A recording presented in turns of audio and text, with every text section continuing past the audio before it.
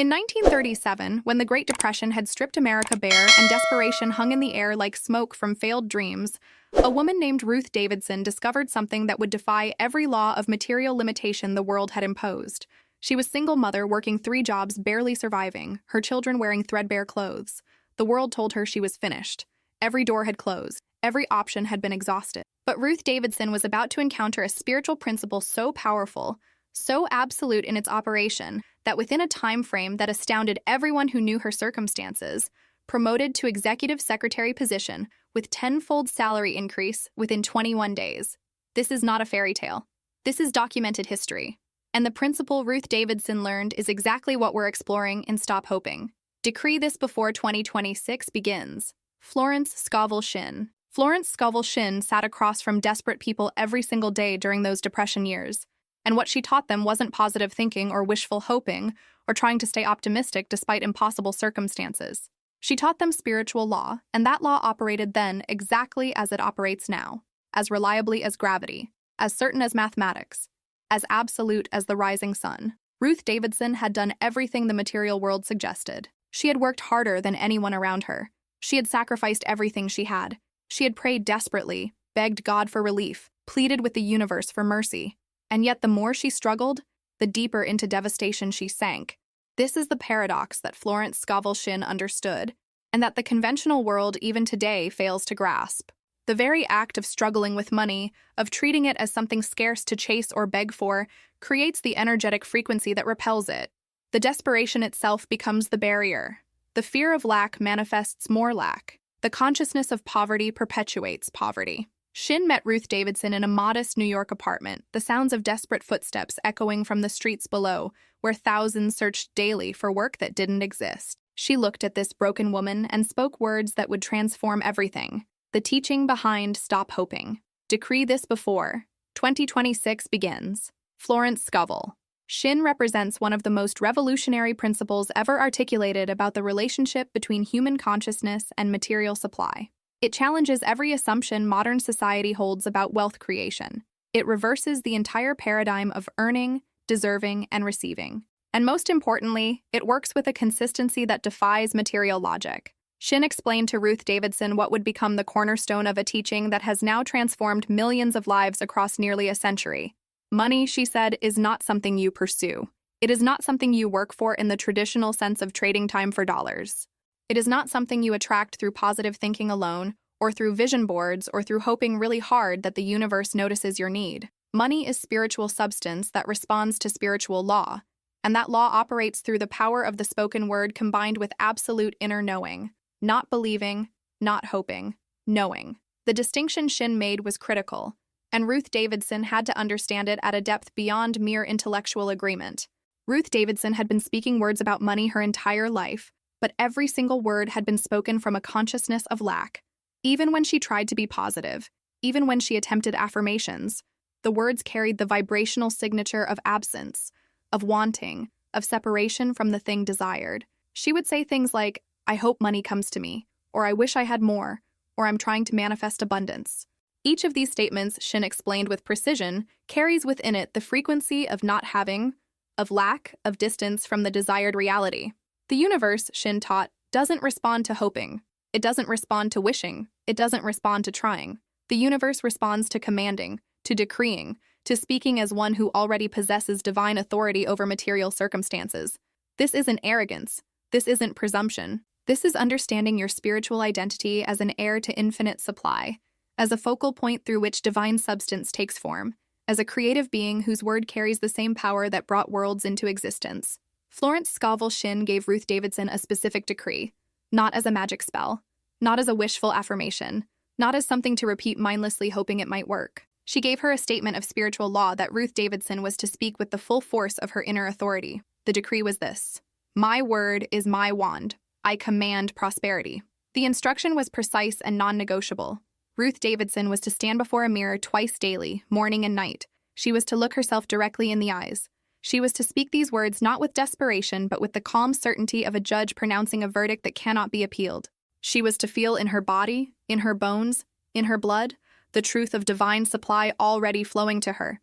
And then, critically, she was to release all anxiety about how or when it would manifest. This last instruction proved the most difficult. Ruth Davidson wanted to know when the money would come. She wanted to know how it would appear. She wanted to figure out the logical steps from her current devastation to future abundance. But Shinn was adamant on this point, almost fierce in her insistence. The moment you try to figure out how, she explained, you've stepped back into material consciousness. You've limited infinite intelligence to your finite understanding. You've blocked the very channels through which miracles flow. Your job is to speak the word with authority and then get out of the way. Trust the law. Trust the process. Trust that divine intelligence knows 1,000 paths you cannot see. What happened next became one of dozens of documented cases Shinn recorded during those Depression years, cases she would later publish, cases that investigators tried unsuccessfully to explain through material causation alone. Within the time frame of her decree practice, promoted to executive secretary position with tenfold salary increase within 21 days. But this wasn't the remarkable part. The remarkable part was how it happened. Her employer needed someone trustworthy to manage household affairs, and offered her a position that changed everything. When people tried to trace the chain of events through purely logical causation, they found themselves unable to construct a coherent explanation. The help came through channels that seemed impossible given her circumstances. The timing defied probability. The people involved had no prior connection that anyone could discover through normal investigation. This, Shinn explained to those who would listen, is manifestation under grace in perfect ways. The universe found paths that human logic could never have predicted, orchestrated, or controlled. Ruth Davidson's transformation was not an isolated incident, and this is where the teaching becomes even more compelling, even more undeniable to those willing to examine the evidence. In 1934, another woman named Catherine Bradford found herself widowed with 2 young children and mounting medical bills after her daughter contracted pneumonia. Catherine Bradford had heard about Shinn's work through a friend who had witnessed Ruth Davidson's transformation and couldn't stop talking about what seemed impossible. She applied the same principle with the same unwavering commitment, speaking her decree day after day regardless of what her material circumstances showed.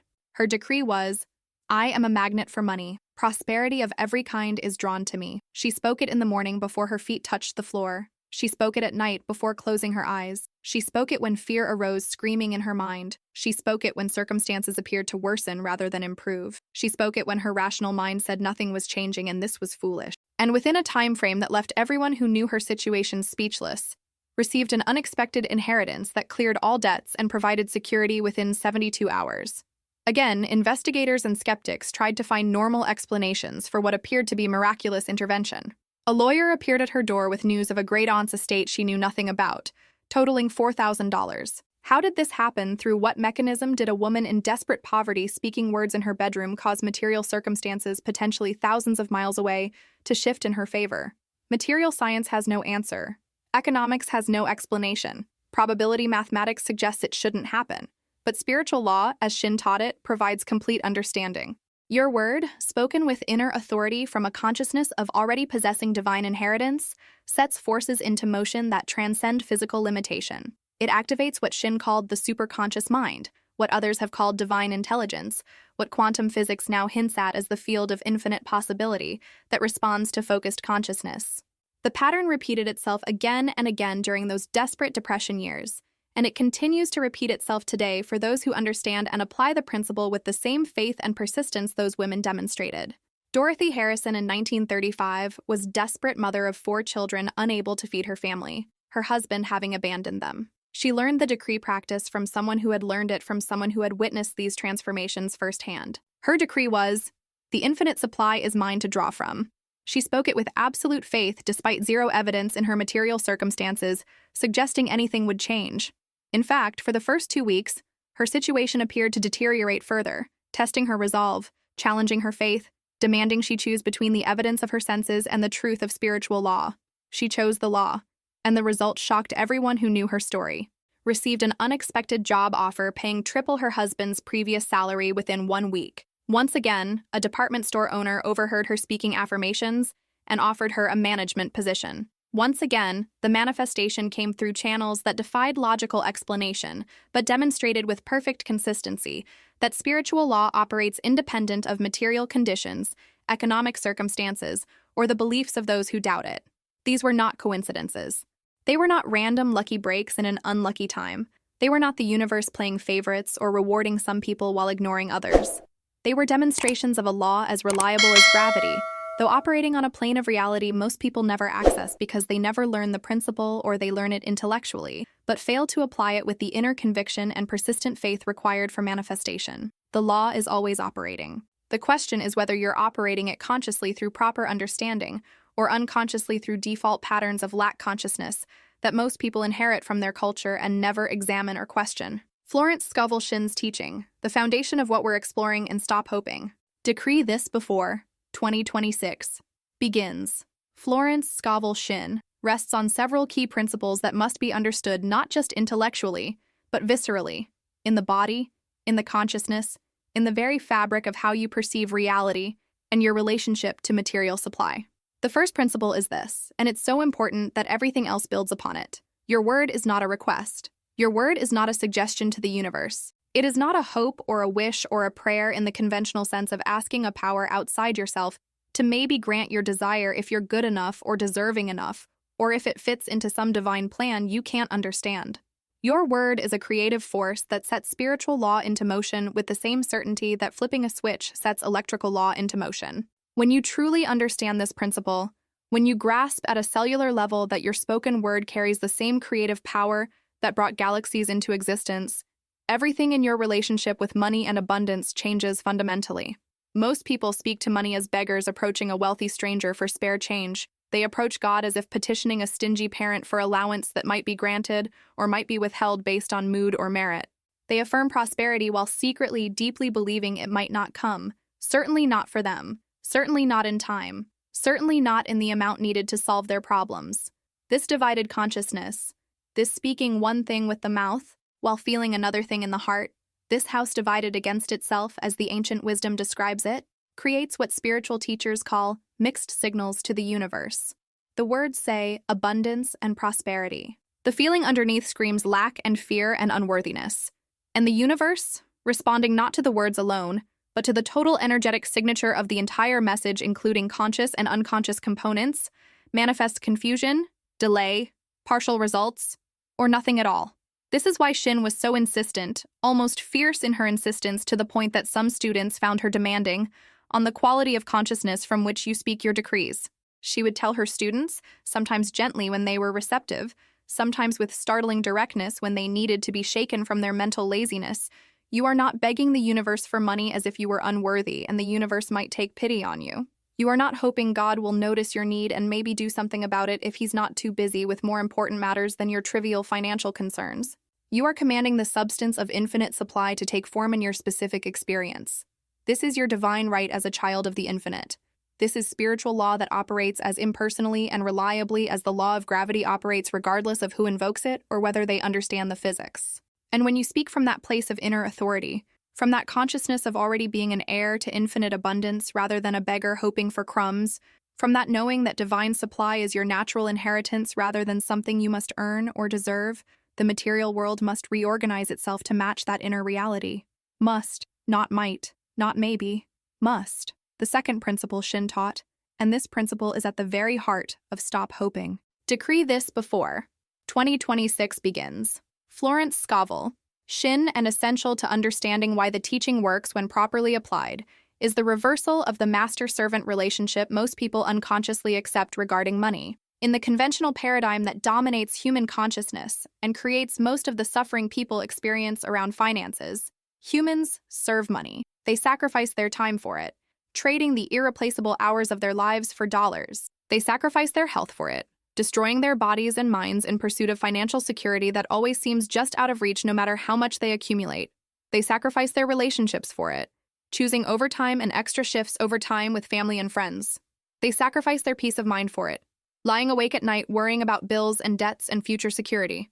They sacrifice their very souls for it, compromising their values and accepting situations that violate their integrity because they believe they have no choice, they must have the money. They allow money to dictate where they live, what work they do, what dreams they abandon, what compromises they make with their conscience. They treat money as the master, the boss, the authority that must be obeyed and pleased and served at all costs regardless of what it requires of them. And this consciousness of servitude to money, This treating money as the power that controls their destiny creates a prison that no amount of hard work can unlock, a trap that tightens the more they struggle. Shinn taught a radical reversal that most people found difficult to accept, because it contradicted everything they'd been taught about money and work and earning and deserving. Money, she insisted with absolute conviction, born of having witnessed the principle demonstrate itself hundreds of times, is your servant, not your master. Money is spiritual substance that exists to serve your divine purpose, to facilitate your growth, to support your contribution to the world, to make possible the work you came here to do. When you understand this truth at a depth that transforms how you think and feel and speak about money, when you truly shift from servant consciousness to master consciousness, everything in your financial reality begins to transform in ways that seem miraculous to those who don't understand the principle. This doesn't mean you become lazy or irresponsible or entitled. It doesn't mean you sit around expecting money to appear while you do nothing. It means you understand that your value isn't measured by hours worked or effort expended or how much you sacrifice and struggle. Your value comes from your divine identity, from who you are in spiritual reality rather than what you do in material reality. And from that place of inner worth that doesn't depend on external circumstances or achievements, you attract material supply not through struggle and desperation, but through alignment with spiritual law. You work, yes, but from inspiration rather than desperation. You create value, yes, but from overflow of your gifts rather than from the emptiness of need. You serve others, yes, but from wholeness and abundance rather than from lack and fear. And money responds to this consciousness, to this energetic signature of confidence and inner authority, with an ease and flow that those trapped in servant mentality, those convinced they must struggle and sacrifice to be worthy of receiving, can never experience. The third principle underlying stop hoping. Decree this before 2026 begins. Florence Scovel Shinn, and essential to successful application of Shinn's teaching is what she called the law of non-resistance. This principle confuses many people initially because it seems counterintuitive to everything they've been taught about achieving goals and overcoming obstacles. Most people, when facing financial lack or any problem, resist it with every fiber of their being. They fight against it mentally and emotionally. They resent it and hate it and rail against the unfairness of it. They fear it and obsess about it, and let it dominate their thoughts from morning until night. They talk about it constantly, reinforcing it through attention and emotional energy. And this resistance, this mental and emotional pushing against current circumstances, this fighting and hating and fearing what is, actually strengthens and perpetuates those very circumstances through a spiritual law that most people don't understand. What you resist persists. What you fight becomes your reality. What you fear you draw toward you through the very attention and energy you give it. Shinn taught her students, often meeting initial resistance because the teaching challenged everything they believed about solving problems, to stop resisting lack and start accepting the law of abundance. This is a subtle but crucial distinction that determines success or failure in applying the principle. Accepting the law of abundance doesn't mean accepting poverty as permanent or resigning yourself to financial limitation. It means accepting that you are currently in a temporary experience of lack, that this experience has no power except what you give it through resistance and fear, and that you are free at any moment to shift your consciousness to abundance and watch material reality shift in response to that inner change. She taught them to bless their current circumstances rather than curse them, to give thanks for whatever they had, no matter how little it seemed, and to speak their decrees from a place of peace rather than panic. Panic about money creates more circumstances to panic about. Peace creates the inner space for miracles to emerge and material conditions to rearrange themselves. The fourth principle, closely related to the law of non-resistance, is what Shinn called the law of substitution. She understood something about human consciousness that modern psychology would later confirm through research. Human minds cannot hold a vacuum. You cannot simply stop thinking about lack without replacing those thoughts with something else. The void will fill itself, usually with more thoughts of lack, because those are the established neural pathways, the mental habits of a lifetime. The key, the practice that makes all the difference between those who successfully transform their financial reality and those who try the teaching and conclude it doesn't work, is to substitute thoughts and words of abundance for every thought and word of lack the very moment they arise. When fear whispers there's not enough, you immediately speak your decree of divine supply. When worry says, "How will I pay this bill?" you immediately affirm that all your needs are met under grace in perfect ways. When doubt says this isn't working, nothing is changing, you immediately declare that spiritual law is always working regardless of current appearances and your good is already on its way. This substitution must become automatic, immediate, non-negotiable, a reflexive response that doesn't require conscious decision. It's a discipline, Shinn readily admitted, especially in the early stages of practice when old patterns of lack consciousness have deep grooves in your mental habits, and the new patterns feel forced and unnatural. But as you practice this substitution consistently, catching every thought of lack and immediately replacing it with a thought of abundance, catching every word of fear and immediately substituting a word of faith, the grooves of abundance consciousness deepen. The neural pathways strengthen, the new patterns become natural, and eventually, speaking from abundance becomes as automatic as breathing, as natural as your heartbeat. This is when manifestation accelerates dramatically. This is when what seemed like miracles requiring tremendous effort become your normal experience with no sense of struggle. This is when you've truly shifted from lack consciousness to prosperity consciousness.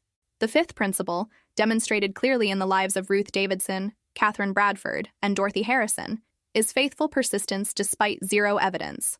Every one of these women spoke their decrees day after day when nothing in their material circumstances had changed or in some cases had actually worsened. Bills still came due, deadlines still approached, creditors still demanded payment, hunger still gnawed, pressure still mounted from every direction. And through it all, they kept speaking their decrees. They kept affirming abundance. They kept decreeing prosperity. They kept maintaining the consciousness that their word was law and divine supply was already flowing to them despite what their physical senses reported. This persistence in the face of contrary evidence, this faith that continues when sight provides no confirmation, this is where most people fail in applying Shinn's teaching, and where the ones who succeed distinguish themselves. People speak their affirmations for a few days, maybe a week if they're particularly determined, and when nothing immediately changes in their bank account or bill situation, they conclude the teaching doesn't work or doesn't work for them or isn't as powerful as advertised. They go back to worrying, to struggling, to speaking from lack and fear. They don't understand what Shinn taught clearly and repeatedly. There's a gestation period in manifestation just as there's a gestation period in physical birth. You don't plant a seed today and dig it up tomorrow to see if it's growing. You trust the process that's invisible to your eyes but absolutely reliable in its operation. You keep watering the seed. You keep providing the right conditions of sunlight and soil. And in proper time, according to laws you may not fully understand but can absolutely rely upon because they never fail, the seed breaks through the soil and becomes the plant you intended when you planted it. Shinn taught that the moment you speak your decree with genuine inner authority, the seed is planted in the invisible realm where all manifestation originates. Spiritual forces are set in motion. Divine intelligence begins the work of orchestrating circumstances, connecting people, arranging events, opening channels through which your spoken word can take material form. But this process, this invisible work happening in dimensions beyond your physical perception, operates on its own timeline, which is always perfect even when it doesn't match your impatience or your sense of urgency or your deadlines. Your job, your only job in the process, is to keep speaking your decree with unwavering faith. Keep affirming abundance regardless of what you see. Keep holding the vision of prosperity despite what your bank statement shows. Keep maintaining prosperity consciousness no matter what your current circumstances scream at you.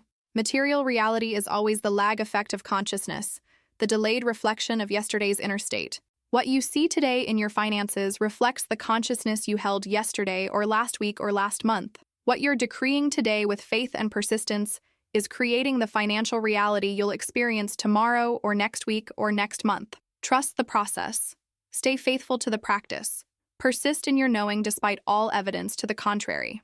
The sixth principle is what Shinn called divine timing, and understanding this principle prevents the frustration and premature abandonment of the practice that derails so many people. People want their manifestations to arrive according to their personal deadlines, their preferences, their sense of when they need the money. But divine intelligence, operating with access to information and perspective beyond human comprehension, sees the bigger picture that includes factors you can't perceive. Sometimes a manifestation is delayed not because the law isn't working or because you're doing something wrong, but because the timing isn't aligned yet, because other pieces need to fall into place first, because you're being prepared for something bigger and better than you originally asked for, because the universe is orchestrating a result that will serve you more fully than your limited understanding could envision. Consider Catherine Bradford's story again with this principle in mind. She thought she needed $200 to pay her immediate bills and prevent eviction. That was her desperate request, her urgent need as she perceived it.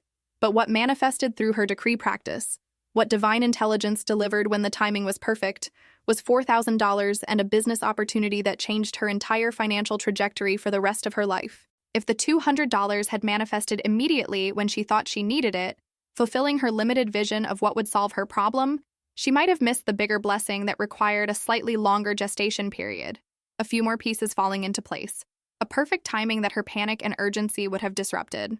This is why Shinn consistently, almost as a mantra in her teaching, added the phrase under grace in perfect ways to so many of her decrees. You're not trying to force manifestation through a specific channel that your limited mind has identified as the only possible source. You're not demanding it arrive at a specific time that matches your deadline. You're not insisting it look exactly as you've pictured it in your imagination. You're allowing divine intelligence, with its infinite perspective and perfect knowledge of all factors involved, to deliver your good through the best possible channels, at the best possible time, in the best possible ways that serve your highest interest, even when those ways surprise you or arrive differently than you expected. This requires surrender, which is absolutely not the same thing as giving up or resigning yourself to lack. Surrender in this context means speaking your word with authority, planting your seed with faith, and then releasing attachment to exactly how and when it manifests in material form. You trust that the law is working. You know that your good is coming. You have faith that divine timing is perfect timing even when it challenges your patience or doesn't match your preferred schedule. The seventh principle underlying stop hoping. Decree this before 2026 begins. Florence Scovel Shinn, and essential to Shinn's entire approach, is the understanding that you're never creating something from nothing through your decrees. You're not trying to generate abundance out of thin air through the force of your will or the cleverness of your affirmations or the intensity of your desire. You're accessing and channeling abundance that already exists in the invisible realm. Shinn taught consistently that there is an infinite ocean of supply, what she variously called the sea of universal substance, the abundance of the spheres, the inexhaustible supply that is God's nature. This supply has no limits. It never runs dry. It never diminishes, no matter how many people draw from it. It exists independent of economic conditions, stock market performance, employment rates, depressions, recessions, or any material circumstance. It is pure potential waiting to take form, spiritual substance ready to manifest in material reality. Your decrees, your spoken words of prosperity and abundance, are not creating this supply from nothing. They're tapping into what already exists. They're directing it toward your specific experience. They're opening channels through which infinite supply can flow into your particular circumstances. You're not asking the universe to generate money where none exists. You're aligning yourself with the infinite flow that's always present, always available, always ready to manifest through any consciousness that's open and receptive to it. This is why Shinn could teach abundance principles with such confidence and conviction during the Depression, when banks were failing by the thousands and unemployment was catastrophic, and the material economy appeared to have collapsed completely. Material conditions, economic circumstances, what appears to be happening in the external world, these are absolutely irrelevant to spiritual law. The supply exists in the invisible realm regardless of whether the visible economy is booming or crashing. The question is never whether there's enough supply available. The question is only whether you know how to access it, whether your consciousness is aligned with it, whether your words and beliefs are opening channels for it rather than blocking its flow. The eighth principle, one that particularly transformed Dorothy Harrison's experience and relationship with money, is the practice of blessing rather than cursing your current circumstances, no matter how challenging they appear. Most people, when they look at their empty bank account or unpaid bills or mounting debt, curse it all mentally and emotionally. They resent the lack. They hate their poverty. They complain bitterly about the unfairness of their situation. They rail against their circumstances in their thoughts and words and conversations. And every single word of cursing, every emotion of resentment, every thought of bitterness and anger and despair acts like fertilizer on the very lack they're trying to escape. It feeds the condition they want to eliminate. It strengthens through attention and energy the exact reality they want to transcend. What you bless expands in your experience. What you curse also expands because you're giving it your focused attention and emotional power. Shinn taught her students, often meeting fierce initial resistance because the instruction seemed absurd to people drowning in debt and fear, to bless their current circumstances no matter how dire those circumstances appeared. Bless the empty bank account because it's about to be filled with divine supply. Bless the unpaid bills because the money to pay them with surplus to spare is already on its way through channels you cannot yet see. Bless your current income level because it's about to increase in ways that will amaze you. Bless the appearance of lack because it's teaching you to rely on spiritual supply rather than material conditions.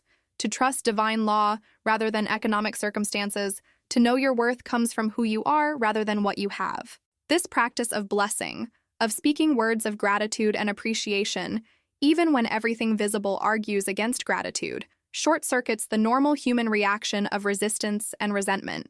It shifts your energy from fighting against what currently is to accepting what is, while knowing with certainty that something better is already forming. And in that shift from resistance to acceptance, from cursing to blessing, the old reality loses its grip on your consciousness, and the new reality finds space to emerge into material manifestation. The ninth principle, one that terrifies people living in lack consciousness but proves transformative for those who apply it with faith, is the practice of giving from your current supply no matter how small that supply might be. Shinn taught this principle consistently as demonstration of faith in infinite supply, as proof to yourself and the universe that you truly believe what you're decreeing. This principle challenges people at their deepest level of fear. They think, often with panic in their voice when the instruction is given, I can't give anything away when I barely have enough for myself and my family. I need to hold tight to every dollar I have. I can't afford to give. But Shinn taught the opposite with unwavering conviction. The very act of giving when it seems you can't afford to, when material logic screams against it, is a declaration to the universe and to your own subconscious mind that you trust infinite supply. It breaks the grip of hoarding consciousness that keeps people poor even when they accumulate money. It creates flow where there was stagnation and blockage. It proves to the deepest levels of your being that you believe in abundance rather than just hoping for it or wishing for it or thinking it would be nice. Remember Ruth Davidson's story at this point. She gave away her last dollar to a woman she met on the street who appeared even more desperate than herself. This action, this giving when she had almost nothing, demonstrated to the universe and to her own subconscious that Ruth Davidson truly believed her decree that all that was hers by divine right was now coming to her. If she truly believed infinite supply was flowing to her, if she genuinely knew more was already on its way, she could afford to give away that last dollar knowing with certainty that more was already manifesting. And within hours of that gift, witnesses reported, the first door to her transformation opened. Was this coincidence? People who don't understand spiritual law will say yes, will attribute it to chance. People who do understand spiritual law know better. The giving triggered the receiving. The demonstration of faith activated the law more powerfully. The act of trusting infinite supply with action rather than just words opened channels that words alone had not yet opened. The 10th and final principle, the one that brings us full circle to the very heart of what Stop Hoping. Decree this before 2026 begins. Florence Scovel Shinn is teaching, is the understanding that prosperity is fundamentally not about money at all. It's about consciousness. It's about identity. It's about understanding who you are in spiritual reality rather than material appearance. When you truly grasp, not just intellectually, but at the level of lived experience and unshakable knowing, that you are not a limited physical being trying to scrape together enough money to survive in a harsh and scarcity-based world. When you understand that you are a spiritual being with inherent access to infinite supply as your divine birthright. When you know at a cellular level that abundance is your natural state, and lack is merely an illusion created by false identification with your material limitation and separation from source, everything shifts fundamentally and permanently. This shift in consciousness, this transformation of identity from limited physical being to unlimited spiritual being, doesn't happen overnight for most people. It didn't happen overnight for Ruth Davidson or Catherine Bradford or Dorothy Harrison. They had to work at it, practice daily, persist through doubt and fear and contrary evidence. But it did happen, through daily disciplined practice of their decrees, through faithful persistence despite circumstances, through consistent substitution of abundance thoughts for lack thoughts every single time, through blessing rather than cursing their current reality, through giving rather than hoarding even from poverty, through surrender to divine timing rather than forcing their preferred timeline, through trust in spiritual law rather than dependence on material conditions. And as the shift in consciousness deepened day by day, as the new identity took root and the old identity lost its grip, material reality reflected that shift with increasing precision and speed until the manifestations became undeniable even to skeptics. This is what Stop Hoping. Decree this before 2026 begins. Florence Scovel Shinn is ultimately teaching, not just techniques to manifest money, though the techniques absolutely work when applied correctly with proper understanding, not just affirmations to repeat mechanically, though the decrees carry tremendous power when spoken from the right consciousness, not just inspirational stories of Depression-era miracles, though those stories prove beyond doubt the reliability of spiritual law operating across all economic conditions and time periods. This teaching is fundamentally about transformation of your entire relationship with money, with supply, with abundance, with your own divine identity and inherent worth. It's about moving from the consciousness of a beggar, hoping for mercy, to the consciousness of an heir claiming their inheritance. From servant of money to master who commands money to serve divine purpose. From victim of circumstances beyond your control to conscious creator of reality through the power of your spoken word, aligned with unchanging spiritual law. The women whose stories we've examined in depth didn't just receive temporary financial relief that solved their immediate crisis. They received something far more valuable and permanent. They received proof that they were not helpless victims of economic forces beyond their control. They discovered that regardless of what was happening in the world around them, in the stock market, in the banking system, in the employment situation, they had access to a supply that transcends all material conditions. They learned that their words, when spoken with inner authority and backed by unwavering faith and persistent practice, set forces into motion that material science cannot explain, but spiritual law absolutely guarantees. And in that discovery, they found not just financial relief, but spiritual liberation from fear, from limitation, from the prison of lack consciousness that had defined their entire previous existence. This same liberation, this same transformation, this same access to infinite supply through spiritual law is available to you right now in this moment, not because you're special or chosen or more deserving than others, not because you have some unique gift or talent, but because spiritual law is completely impartial.